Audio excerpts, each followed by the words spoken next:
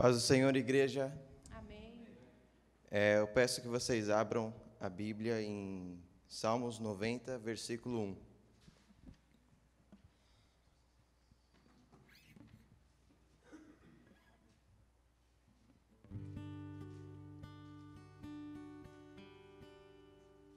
Esta oração tão linda que Moisés, um homem de Deus, fez. Encontraram? Vamos lá. Senhor, Tu tens sido nosso refúgio ao longo das gerações. Apenas esse versículo. Esse versículo fala uma verdade que nós precisamos nos dias atuais, em reconhecer que o nosso Deus está conosco em todas as gerações. Nosso Deus está conosco em todas as situações, seja na tempestade, seja no tempo de bonança, no tempo de dificuldade, no tempo onde a família está tudo bem, no tempo onde a saúde está tudo bem, mas Ele também está no tempo onde as forças se vão, onde as ondas parecem maior que o mar, as ondas parecem, aliás, maior do que o barco, aonde o mar está revolto, o nosso Senhor Jesus está conosco. E é isso que temos que ter em mente, irmãos, que Deus está conosco e Ele nunca nos abandonará, pois é promessa dEle, Ele é fiel para cumprir a boa obra, em nome de Jesus. Vamos orar, irmãos. Senhor meu Deus, graças te dou, Senhor, por esta oportunidade de estar aqui, ó Pai. Obrigado, Senhor, por me usar para falar aos meus irmãos, Senhor. Que a Tua graça e o Teu poder esteja sobre cada um de nós, Pai. Ó Deus, que neste culto possamos Te bendizer, Senhor, pelo que Tu és e não pelo que Tu fazes, meu Pai. Ó Deus, que neste culto venhamos Te celebrar, ó Deus, pelo Senhor, pela Tua fidelidade, pelo Teu amor infinito por nós, ó Deus, a Tua igreja.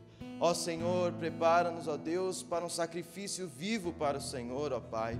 Estejamos, ó Deus, aqui Te cultuando, Te celebrando em um só Espírito, em uma só verdade, em um só propósito, meu Pai.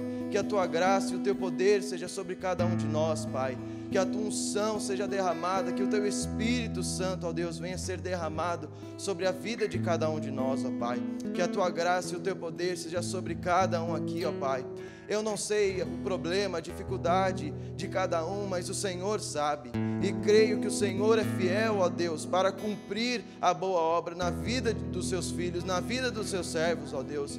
Em nome do Senhor Jesus Cristo, Pai, dai-nos, ó Deus, um culto, uma celebração verdadeira ao Senhor, Pai. Nos use, nos capacite, ó Deus, capacite a vida do pastor Wagner, capacite o ministério de louvor, ó Deus, em nome do Senhor Jesus Cristo, Pai. Em nome de Jesus, alcance a vida dos irmãos que estão em dificuldades, ó Deus. Alcance a vida dos irmãos que estão em suas casas, meu Pai. Que a Tua graça, o Teu poder e o Teu amor, ó Deus, seja sobre nós. Derrama, ó Deus, do Teu Espírito sobre a vida da Tua igreja. Em nome do Senhor Jesus Cristo, Pai. Amém. Te louvamos, ó Senhor. Bendito seja o nome do Senhor em nossas vidas. Amém. Graça e paz, igreja. Amém? Glória a Deus.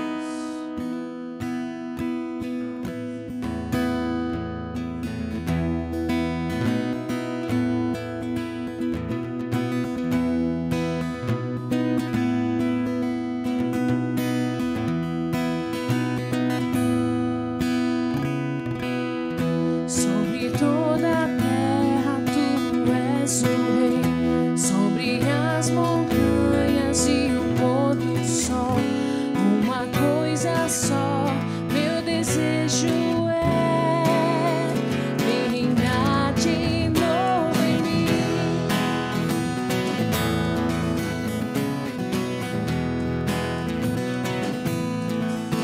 Sobre o meu pensar.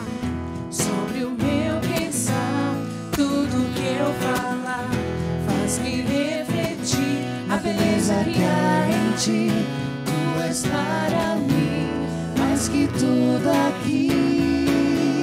Vem reinar de novo em mim, reinar em mim com Teu poder sobre a escuridão, sobre os sonhos meus. Tu és o Senhor de tudo que sou. Vem reinar em mim, Senhor. Aleluia!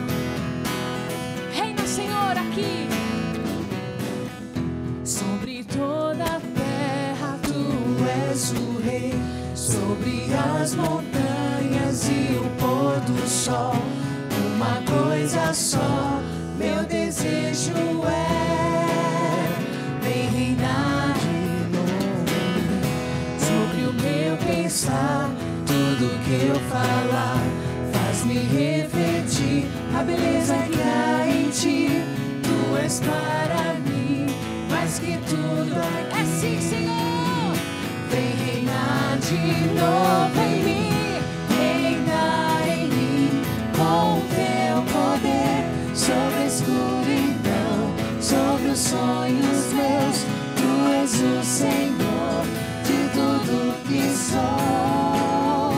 Reinar em mim, Senhor, reinar em mim com o teu poder sobre a escuridão, sobre os sonhos meus. Tu és o Senhor de tudo que sou. Reinar em mim, Senhor. Vem reinar em mim, Senhor. Vem reinar em mim, Senhor. Quantos querem isso nessa manhã? Diga amém. Aleluia. Estão felizes com Jesus? Graças a Deus. Amém. Senhor, como é bom estar em tua casa, como é bom estar aqui entre irmãos, como é bom, Senhor, poder te adorar, essa oportunidade única de estar aqui, Senhor. Muitos não podem, muitos ainda não te conhecem, ou conhecem, mas estão, Senhor, precisando de uma reconciliação. Quantos aqui conhecem pessoas que precisam se reconciliar com Jesus? Ou parentes, né, que não conhecem a Jesus, que não aceitaram ainda a esse Rei, a esse Senhor. Conhecem alguém assim? Muitos, né? Mas essa canção, ela declara que todos necessitam desse amor, todos necessitam reconhecer esse amor tão grande. E graças a Deus nós temos Ele aqui nesta manhã. Obrigada, Jesus, por estar entre nós. Mas queremos, através dessa canção, declarar o teu nome, que esse nome venha a ser reconhecido nessas pessoas, na vida dessas pessoas, em nome de Jesus. Amém?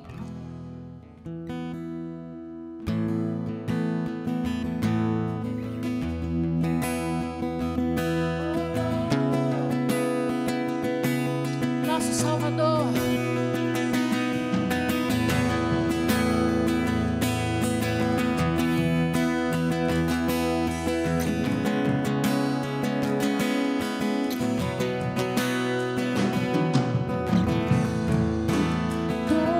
Necessitam de um amor perfeito, perdão e compaixão. Todos necessitam de graça e esperança, de um Deus que salva.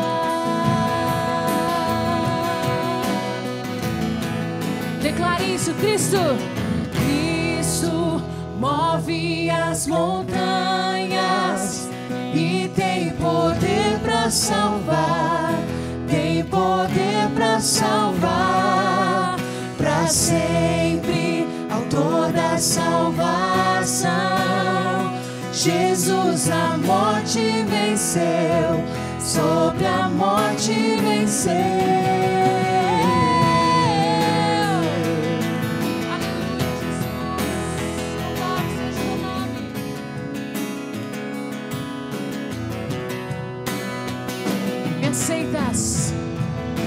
Aceitas com meus medos, falhas e temores.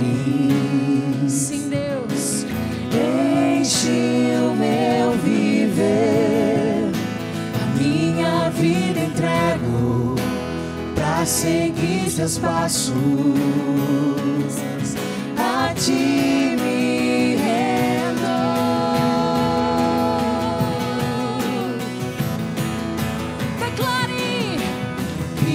Isso move as montanhas e tem poder para salvar, tem poder para salvar, para sempre, autor da salvação. Jesus a morte venceu, sobre a morte venceu. Cristo move as montanhas e tem poder para salvar. Tem poder para salvar para sempre, autor da salvação. Jesus a morte venceu, sobre a morte venceu.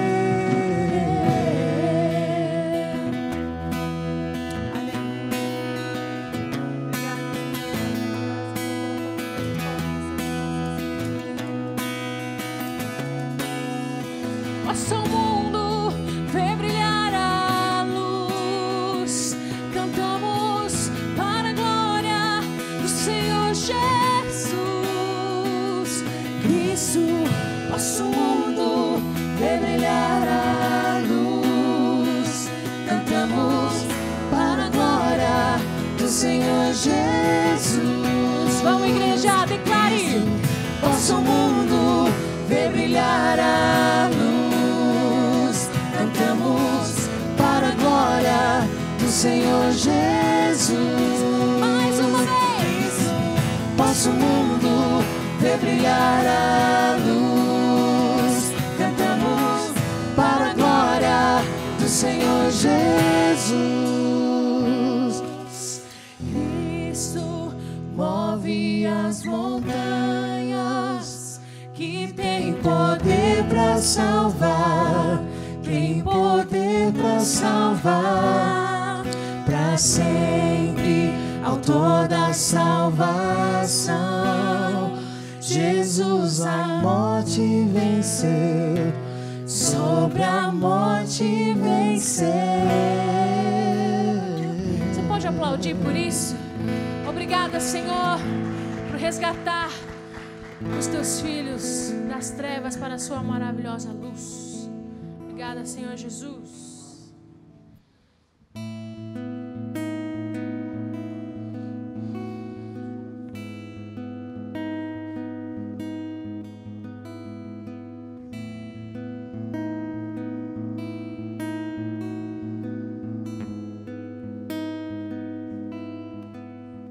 Não há outro como tu, soberano e fiel. Não há outro como tu, reina sobre a terra e céu. Ele és o alfa e ômega, início e fim. És o ar que eu respiro, tudo pra mim. Tu és Jesus, tu és Jesus.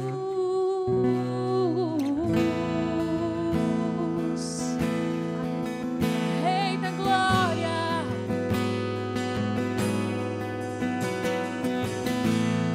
bem-vindo, Rei da glória. Que entre o Rei da glória. Não há outro como tu, soberano e fiel. Nunca haverá. Não há outro como tu, reina sobre a terra e céu. És o alfa e ômega, início e fim. És o ar que eu respiro, tudo pra mim. Tu és Jesus, tu és Jesus. És o alfa e ômega, início e fim. És respiro, tudo pra mim tu és, Jesus, tu és, Jesus.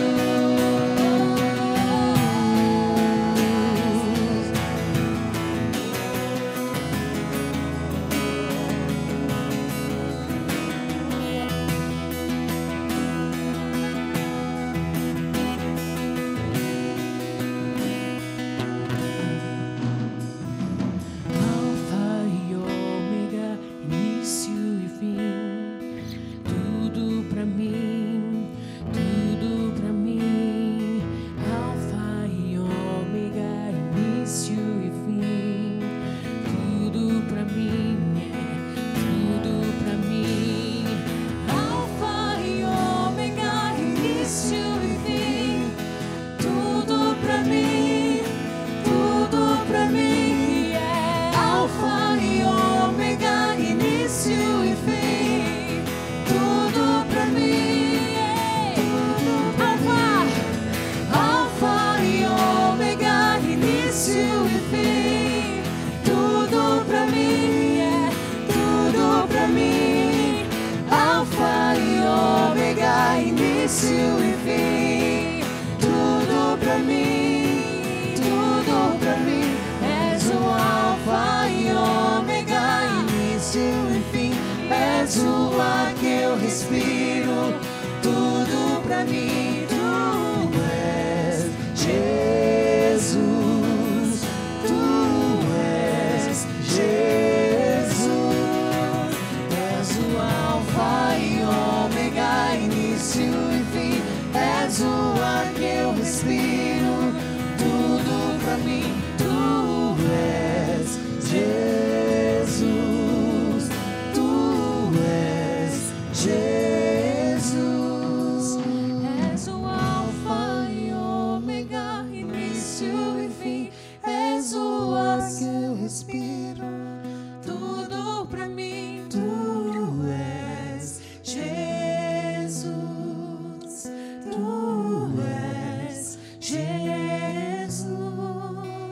És o alfa e ômega, início e fim, és o ar que eu respiro, Deus, tudo pra mim tu és, Jesus, tu és, Jesus.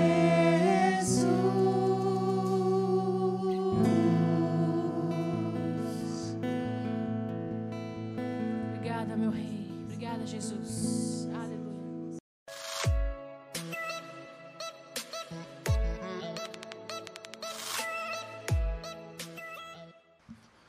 Bom dia a todos. Eu saúdo a todos com a paz do Senhor.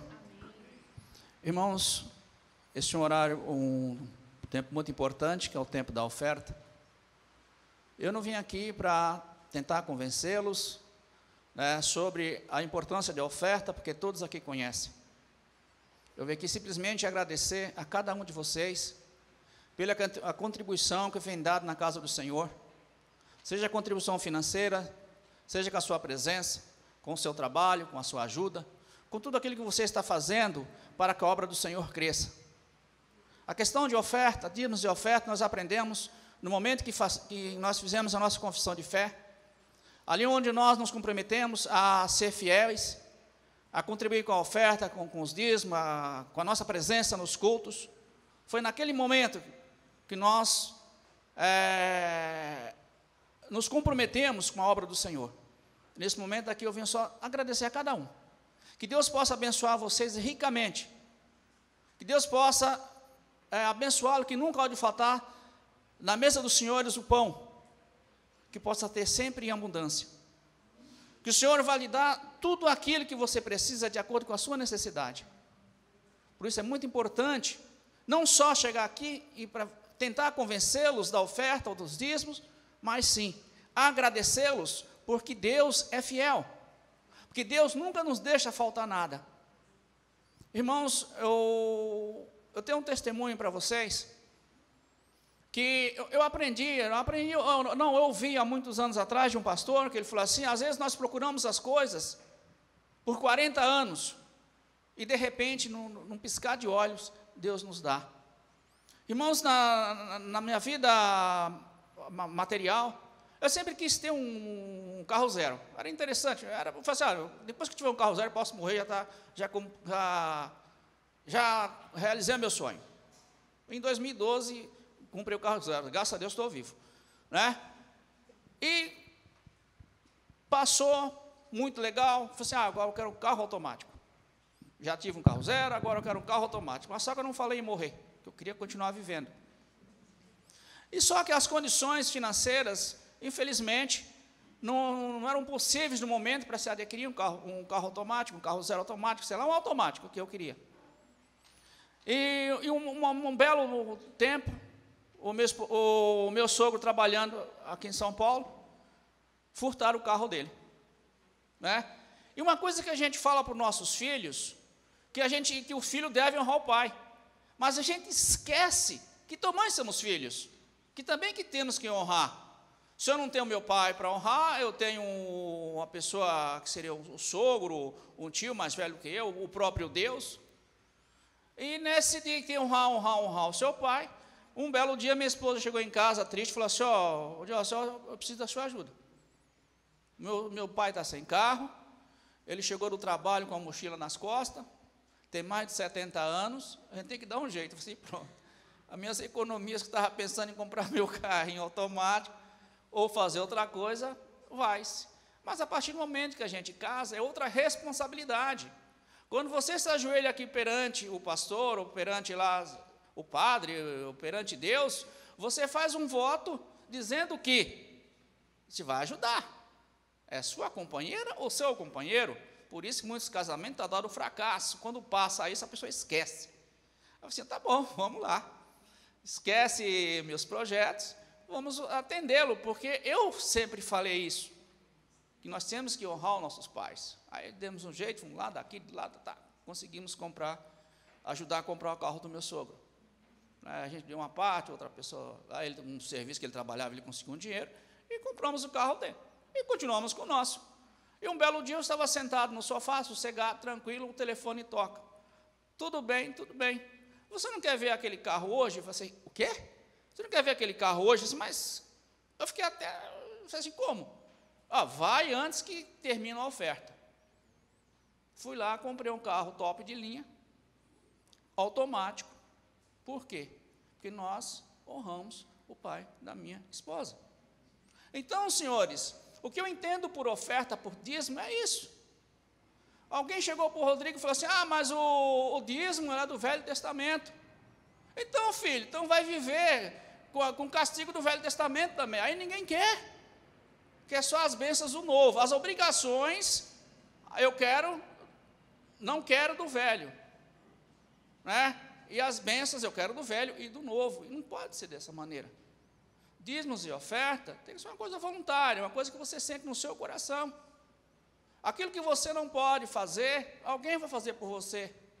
Um missionário vai pregar o evangelho, o pastor vai cuidar de vidas. Quantos casamentos, quantas pessoas necessitam de conselho?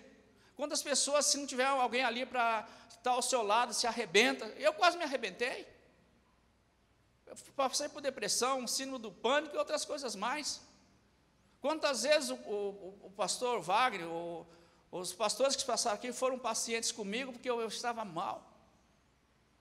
Daí essas pessoas precisam de sustento. Essas pessoas precisam de cuidar das suas famílias. Então é necessário que nós continuemos dessa maneira. Então eu agradeço a vocês. Né? O pastor publicou um vídeo agradecendo que nessa situação de pandemia, nessa situação mais terrível, muitas pessoas perderam o emprego, igual eu também perdi meu emprego. Graças a Deus, se Deus quiser, segunda-feira que vem eu retorno ao trabalho. Né? Mas eu passei por isso. Eu assumi alguns compromissos pensando no emprego que eu tinha, e o emprego foi embora, os compromissos eles continuam. Por isso que eu agradeço a você, contribuinte, que Deus te abençoe ricamente, que não pode faltar na mesa de vocês o pão, tá? Que Deus sempre cuida, como tem sempre cuidado de nós, tá bom? Vamos levantar e agradecer a Deus. Senhor nosso Deus, neste momento eu quero te agradecer, Senhor, pelos teus servos aqui nesta manhã. Muito obrigado, Senhor, pela contribuição que eles vêm prestando à tua casa, Senhor. E que não há de faltar, Senhor, o pão de cada dia nas suas mesas, Senhor. Muito obrigado pela vida de cada um, Senhor. Que tu continues, Senhor, guardando e protegendo de todo mal, Senhor. Te agradeço pela tua misericórdia, Senhor.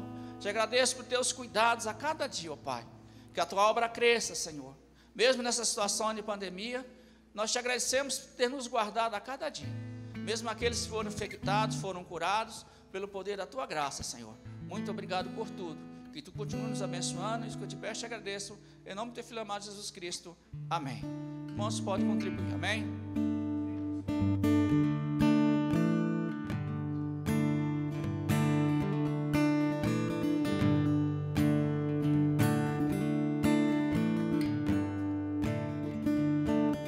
Por onde eu for, a tua bênção me seguirá.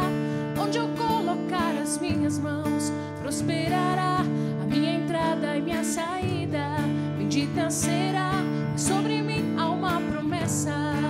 Diga: prosperarei, transbordarei. Os meus celeiros fartamente se encherão. A minha casa terá sempre tua provisão. Onde eu puser a planta dos meus pés, possuirei, pois sobre mim há uma promessa. Prosperarei, transbordarei. Para a direita, para a esquerda, à minha frente e para trás. Para a direita, para a esquerda, à minha frente e para trás, por todo lado, sou abençoado, em tudo que eu faço, sou abençoado, toda sorte de bênçãos o Senhor preparou para mim. Em todas as coisas eu sou mais do que vencedor. Por todo lado sou abençoado, em tudo que eu faço sou abençoado. Quero saudar vocês com a paz bendita de Jesus Cristo e quero ler com os irmãos Filipenses capítulo 1, dos versos 19 até o verso de número 30. Porque estou certo de que pela súplica de vocês e com a ajuda do Espírito de Jesus Cristo, isso resultará em minha libertação. Minha ardente expectativa e esperança é que em nada serei envergonhado, mas que com toda a ousadia, como sempre, também agora, Cristo será engrandecido no meu corpo, quer pela vida, quer pela morte. Porque para mim o viver é Cristo e o morrer é lucro. Entretanto, se eu continuar vivendo, poderei ainda fazer algum trabalho frutífero. Assim não sei o que devo escolher. Estou cercado pelos dois lados, tendo o desejo de partir e estar com Cristo, o que é incomparavelmente melhor. Mas por causa de vocês é mais necessário que eu continue a viver. E convencido disto, estou certo de que ficarei e permanecerei com todos vocês para que progridam e tenham alegria na fé. Desse modo, vocês terão mais motivos para se gloriarem em Cristo Jesus por minha causa, pela minha presença de novo no meio de vocês. Acima de tudo, vivam de modo digno do Evangelho de Cristo, para que, ou indo até aí para vê-los, ou estando ausente, eu ouça a respeito de vocês, que estão firmes em um só espírito, como uma só alma, lutando juntos pela fé do Evangelho, e que em nada se sentem intimidados pelos adversários, pois o que para eles é prova evidente de perdição, para vocês é sinal de salvação. E isto da parte de Deus, porque vocês receberam a graça de sofrer por Cristo, e não somente de crer nele, pois vocês têm o mesmo combate que viram em mim, e que agora estão ouvindo, que continuo a ter. Que Deus, nesta ocasião, abençoe a sua palavra e que Ele fale aos nossos corações, em nome de Jesus. Na semana passada, eu estava aqui, com a graça de Deus, ministrando a palavra de Deus a vocês, e eu estava dizendo e disse que nós precisamos crer que Deus, Ele controla a agenda das nossas vidas. Deus está controlando a agenda das nossas vidas. O apóstolo Paulo, que foi o autor dessa carta a essa amada igreja, a igreja de Filipos, ele entende que por mais difíceis que os tempos possam ser, ou que os problemas da vida, por mais difíceis que eles sejam, o apóstolo Paulo entende que todos nós podemos ser parceiros de Deus na propagação do Evangelho. Todos nós podemos dar a nossa parcela de contribuição na promoção do Evangelho, para o avanço do Evangelho. Ainda que eu esteja cercado por inimigos, ainda que eu esteja sendo oprimido por circunstâncias que vão além das minhas capacidades, ainda que eu esteja enfrentando um tempo de tribulação, mesmo frente a essas realidades, nós podemos sim ser parceiros de Deus na promoção do Evangelho, na propagação do Evangelho. E aqui, nesse texto que acabamos de ler, o apóstolo Paulo é um homem que está seguro acerca do seu futuro. Ele entende que vivo, ele é um instrumento nas mãos de Deus. E ele também entende que morto, ele estaria recebendo o seu prêmio. Olha que texto extraordinário. Vivo eu glorifico a Jesus, e morto recebo minha coroa, recebo meu prêmio, pelo resultado de tudo aquilo que fiz para Deus e para a glória de Deus. E vocês sabem o que me chama a atenção, uma das verdades, eu quero destacar no verso de número 19. Paulo é um homem que crê no poder da oração. Olha lá, verso 19. Porque estou certo de que pela súplica de vocês, e com a ajuda do Espírito de Jesus Cristo, isso resultará em minha libertação.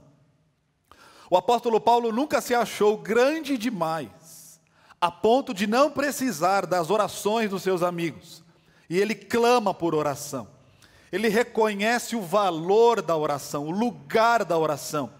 E ele reconhece, sobretudo, o valor da oração intercessória, quando oramos uns pelos outros. Irmãos, isso é tão reconfortante, isso é tão gratificante, você saber que as pessoas estão orando por você, rogando a Deus em favor de sua própria vida. Uma pessoa pode se sentir profundamente consolada quando ela se lembra de que há pessoas que estão orando por ela, de que há pessoas que estão se colocando na brecha em favor de sua vida. Quantas vezes um indivíduo pode ter as suas forças renovadas, suas energias recuperadas, apenas pelo simples fato de se lembrar de que há pessoas que estão orando por mim, intercedendo por mim, rogando a Deus em meu favor. Isso é extraordinário. Paulo, inclusive, é um homem que tem uma esperança, e a esperança de Paulo está descrita no verso de número 20. Minha ardente expectativa e esperança é que em nada serei envergonhado, mas que com toda ousadia, como sempre, também agora, Cristo será engrandecido no meu corpo, quer pela vida, quer pela morte. A visão de Paulo é prospectiva. Não é a prisão que vai limitar o apóstolo Paulo, não é a realidade com a qual ele estava tendo que conviver naquele momento, que iria ser um problema para ele. Paulo não se sente um homem envergonhado pelo fato de estar preso. A Bíblia nos diz aqui que Paulo é um homem que tem segurança em Cristo. Por isso ele é ousado, é por isso que ele fala com intrepidez, é por isso que falar em nome de Deus para o apóstolo Paulo era um privilégio. O seu objetivo maior é que Cristo seja engrandecido. O desejo do apóstolo Paulo é que ele entende que a sua vida, ela pode sim ser um espetáculo para a glória de Deus. Ele entende que ele pode, através do seu próprio corpo, exaltar o nome de Jesus Cristo. E é por isso que ele tem uma firme ousadia, uma poderosa confiança. Para Paulo, Jesus Cristo é o começo, é o meio e é o fim. Observe, por favor, no verso 21 da sua Bíblia: porque para mim o viver é Cristo e o morrer é lucro. O apóstolo Paulo, ele entende que Jesus, ele marca o começo da vida. Vocês sabem que há uma narrativa no livro de Atos, quando o apóstolo Paulo estava se dirigindo até Damasco, foi naquela estrada, naquele caminho, indo perseguir os cristãos, que o apóstolo Paulo teve uma experiência de fé, que o apóstolo Paulo teve uma experiência de transformação. Ele nasceu de novo naquele dia. Ele passou a viver uma vida inteiramente nova. O Deus que o chamou não ficou um único dia sequer sem cuidar dele. Um único dia sequer. Meus irmãos, Jesus é a inspiração da vida. Jesus é a razão pela qual nós existimos. Ele é o sentido da nossa satisfação plena. Nós podemos dizer nessa manhã: para mim o viver é Cristo. Para mim o viver é Cristo. Eu te pergunto, Jesus Cristo realmente é tudo para você? Eu e você estamos vivendo para Ele. O alvo de sua vida tem sido glorificar o nome de Jesus Cristo. Você sabe quais são as ambições do homem sem Deus? Você sabe o que é viver para o homem de negócios? Viver para o homem de negócios é ganhar dinheiro. Você sabe o que é viver para o filósofo? Para o filósofo, o viver é o saber, é o conhecimento. Você sabe o que é viver para o jovem? O viver para muitos jovens é o prazer. Você sabe o que é viver para o homem público? Viver para o homem público é a fama. Todas estas perspectivas estão no plano humano. Essa é uma vida desprovida de Jesus. Uma vida desprovida do Evangelho. Quando eu vivo para mim mesmo, quando eu vivo para satisfazer os meus desejos, quando eu vivo para ter glória neste mundo. Quem vive assim, vive uma vida vazia, vive uma vida sem propósito. O apóstolo Paulo está dizendo que Jesus, ele marca o início da vida. Ele marca o meio da nossa vida. E ele marca também o fim das nossas vidas. Porque a morte, para o crente, não é o fim da linha. A morte, para o crente, é a porta de entrada para a presença de Jesus. Paulo entende que morrer não é um fracasso. Morrer é um prêmio para o apóstolo Paulo. Ele vê a morte como uma recompensa. E não como o pior dia da vida, mas o melhor dia da existência humana, em que você fecha os olhos para essa vida, mas abre para uma eternidade com Deus. É por isso que a morte para o crente é lucro, deve ser lucro. Essa é a visão bíblica acerca da vida e acerca da morte, e o apóstolo Paulo nos mostra isso brilhantemente. É por essa razão, irmãos, que o apóstolo Paulo, ele meio que fica vacilando entre dois desejos. Já viu um homem com dois desejos? Verso 23. Olhe para a sua Bíblia, por favor. Estou cercado pelos dois lados. Tenho o desejo de partir e estar com Cristo, o que é incomparavelmente melhor. Se depender de Paulo, partir é uma opção melhor. A palavra usada aqui para partir, ela era usada para expressar a ideia de levantar acampamento, desatar as cordas da tenda, tirar as estacas e prosseguir, seguir em marcha. A morte para Paulo, irmãos, é um fincar em marcha. A morte para o apóstolo Paulo significa que a cada dia de marcha é uma jornada para o lugar definitivo, para o meu lar definitivo. Para Paulo, a morte é quando eu levanto acampamento pela última vez e vou rumo à residência permanente na glória com Cristo. Essa palavra que o apóstolo Paulo usou aqui, palavra partir, ela também é usada, era conhecida, o termo era conhecido naquela circunstância em que uma pessoa queria se livrar dos seus problemas. E é essa ideia aqui. Para o apóstolo Paulo, a morte é a solução para os problemas da vida. Há um lugar onde todas as nossas perguntas vão receber resposta.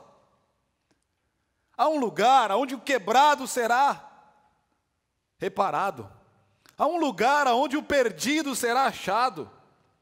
E essa alegria que a prisão não tira do coração do apóstolo. A alegria de saber que eu estou salvo. A alegria de saber que eu estou com Cristo. A alegria de saber que eu estou rumando para uma morada eterna. A alegria de saber que o meu lar não é aqui. Que o meu Deus não está morto. Nada pode privar o apóstolo Paulo dessa satisfação. Vivo, ele glorifica a Deus. Morto, ele glorifica a Deus da mesma maneira. E é essa visão que nós temos que ter, irmãos, acerca da vida. Paulo entende que se morrer está no lucro, mas se ele permanecer vivo, então ele quer ser útil. Porque se você quer viver, se você ama a vida, então seja útil. Se você ama a sua vida, então dê frutos. Se você entende que Deus tem um propósito para você enquanto você está na terra, então corresponda às expectativas de Deus. E é isso que Paulo diz no verso 24 e 25, acompanhe comigo. Mas por causa de vocês, é mais necessário que eu continue a viver. E convencido disto, estou certo de que ficarei e permanecerei com todos vocês, para que progridam e tenham alegria na fé. Paulo é um pastor, Paulo tem um altruísmo pastoral. Ele não quer viver para si mesmo. Olha que visão linda da vida. Você, marido, você acaba vivendo sua vida para exercer uma boa paternidade, para exercer um bom legado como cônjuge. As mulheres, esposas da mesma forma. O filho solteiro vive para glorificar a Jesus Cristo, sendo uma bênção na vida dos pais, dos amigos, uma bênção em relação ao seu próprio ministério, porque na prática, a vida, ela é para ser repartida, a vida, ela é para ser dividida com os outros, eu sendo instrumento na vida de vocês, vocês sendo uma bênção em minha própria vida. Essa é a beleza do Evangelho. Paulo não quer viver para si. Se eu estiver vivo, continuar respirando, eu quero ser uma bênção para vocês. Eu quero continuar servindo vocês, é o que o Paulo está dizendo. Eu quero continuar lavando os pés de vocês. Eu quero ser útil para a glória de Deus na vida de vocês. E do verso 27 em diante, Paulo vai nos dar uma série de exortações. E a primeira delas está no verso 27, na parte A. Acima de tudo, vivam de modo digno do Evangelho de Cristo. A primeira exortação de Paulo é: vivam de modo digno do Evangelho de Cristo. Paulo estava dizendo que todos os crentes de Filipos deveriam viver como pessoas convertidas. Meu irmão, irmã, amigo, servo de Deus, viva como uma pessoa convertida, estando dentro da igreja, estando fora da igreja, em qualquer lugar. A fé que nós abraçamos precisa moldar o nosso caráter. A fé que nós abraçamos deve moldar o nosso caráter. Nós precisamos viver de tal modo, de tal maneira a não manchar a imagem de Cristo em nós. A melhor maneira, aliás, de ganhar uma pessoa para o Evangelho, de convencer uma pessoa acerca do Evangelho, é viver uma vida sincera diante de Deus e uma vida íntegra. A exortação de Paulo aqui é clara. O dever que eles tinham de viver dignamente na presença de Deus era muito maior do que qualquer cidadania terrena, até porque somos cidadãos de duas nacionalidades, somos cidadãos dos céus e ao mesmo tempo somos cidadãos da terra. É por isso que nós precisamos nos lembrar a todo instante a qual reino nós pertencemos. Você deve ter uma conduta digna dessa cidadania celestial. Preste atenção, a igreja de Jesus Cristo, ela é uma colônia dos céus na terra. A igreja de Cristo é uma colônia dos céus na terra. Wiersbe disse o seguinte: a maior arma contra o inimigo não é um sermão inspirador, nem um livro poderoso. A maior arma do cristão é uma vida coerente, uma vida coerente. O único evangelho que o mundo poderá conhecer será aquele evangelho refletido na sua vida. O único evangelho que os teus vizinhos poderão conhecer é o evangelho demonstrado em sua vida. O único evangelho que irá impactar a sua geração, que irá impactar as pessoas com as quais você convive, é o evangelho de Cristo em sua vida. A maior arma contra o diabo é uma vida piedosa. 2 Coríntios 3,2 diz: vós sois a nossa carta escrita em nosso coração, conhecida e lida por todos os homens. Nem o melhor livro do mundo é capaz de substituir o nosso modo de viver. Paulo está nos dizendo aqui que devemos nos manter firmes. Verso 27, parte de número B agora, parte B do verso 27.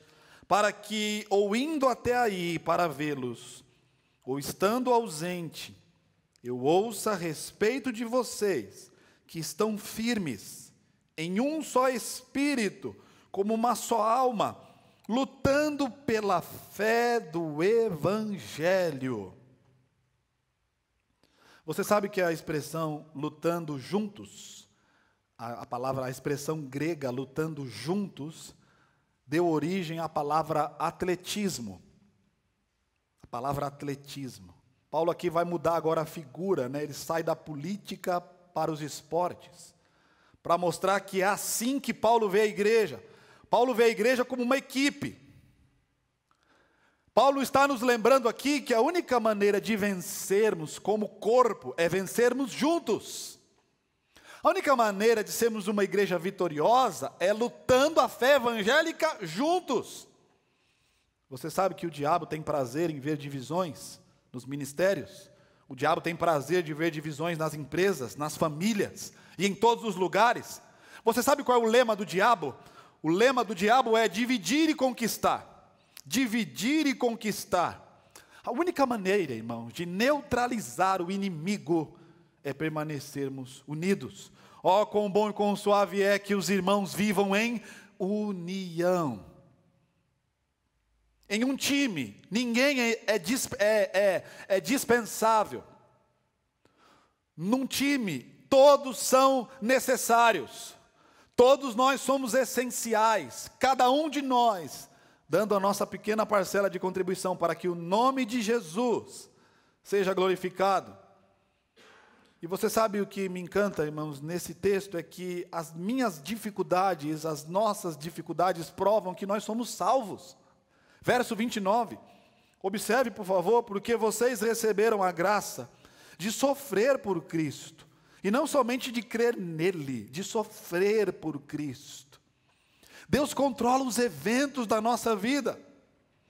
Eu não tenho que me perturbar por causa das pressões, por causa das dificuldades, por causa de experiências amargas, como se Deus tivesse se esquecido, ou como se Ele estivesse zangado comigo.